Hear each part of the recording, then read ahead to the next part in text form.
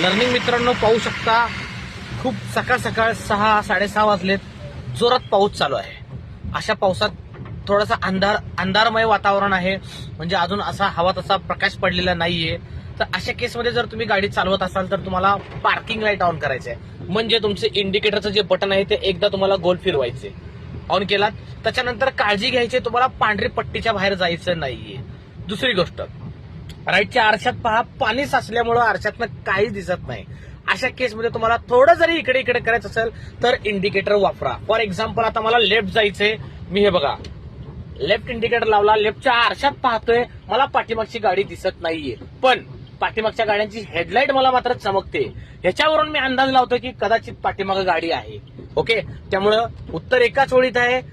अशा पावसाळ्यात मोठा असो छोटा असो, इंडिकेटर मात्र दादांनो कंपल्सरी वापरा. कारण बऱ्याच जणांना सवय असते फक्त मिररवर ऍडजस्ट करायला बघतात, साईड मारायला बघतात. तर इंडिकेटर वापरा माझ्या लर्निंग मित्रांनो. तुम्ही एवढे एक्सपर्ट नाही की आरशातून जजमेंट येणार नाही. वायपर चालवा, हवा तसा स्पीड आहे. फर्स्ट, सेकंड, थर्ड ज्या स्टेपला पाहिजे त्या स्पीडमध्ये वायपर चालवा. एसी ऑन करा, फॉग साठणार नाही आणि सुरक्षित ड्रायव्हिंग करा.